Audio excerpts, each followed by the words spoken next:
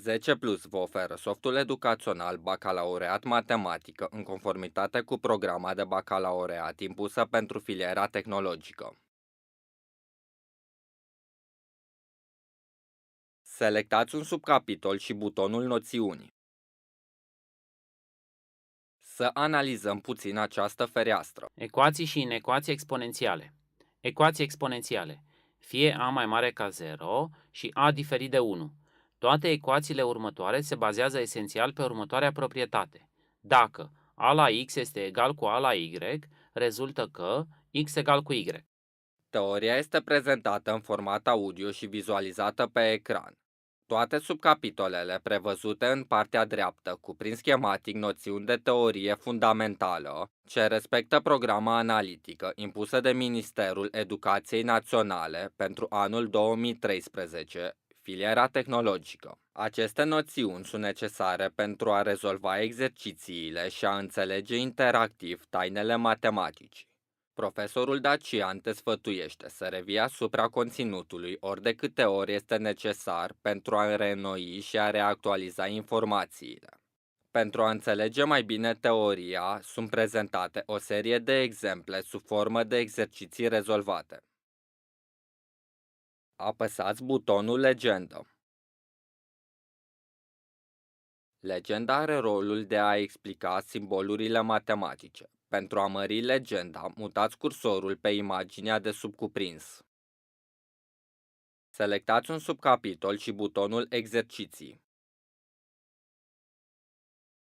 Softul conține peste 800 de probleme, având coeficienți de dificultate diferiți. Problemele sunt structurate în funcție de capitolul selectat. Fiecare exercițiu are un interval de timp recomandat pentru rezolvare.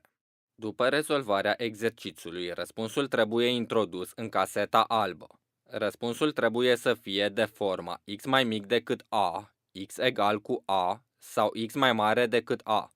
După introducerea răspunsului, apăsați verificare. Răspunsul va fi corectat de profesorul Dacian, care vă va anunța printr-un mesaj dacă ați rezolvat corect. În cazul în care vreți să vizualizați rezolvarea exercițiului, apăsați butonul Detalii.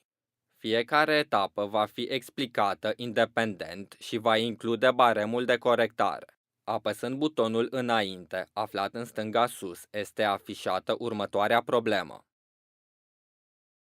Selectați un subcapitol și butonul Simulare BAC. Parcurgând simulările de bacalaureat, vă veți familiariza cu structura examenului de maturitate și cu timpul alocat fiecărei secțiuni. După rezolvarea exercițiului, răspunsul trebuie introdus în caseta albă. Răspunsul trebuie să fie de forma x mai mic decât a, x egal cu a și x mai mare decât a. După introducerea răspunsului, apăsați verificare. Răspunsul va fi corectat de profesorul Dacian, care te anunță printr-un mesaj dacă ai rezolvat corect. În cazul în care vrei să vizualizezi rezolvarea exercițiului, apăsați butonul Detalii. Fiecare etapă va fi explicată independent și va include baremul de notare. Apăsând butonul Înainte, aflat în stânga sus, este afișată următoarea problemă. Apăsați butonul Concepte. Această secțiune are rolul de a vă verifica cunoștințele, de a le recapitula și de a consolida cele mai importante elemente folosite în rezolvarea problemelor. Apăsând dublu click pe o proprietate, vor fi afișate 3 variante de răspuns, dintre care va trebui selectată cea corectă. Pentru a comanda softul educațional BAC Mate, sunați la numărul de telefon 0368 452473 în intervalul orar 9-17 sau pe adresa de e-mail office@zkplus.ro. Pentru mai multe informații, contactați-ne pe adresa de e-mail office@zkplus.ro.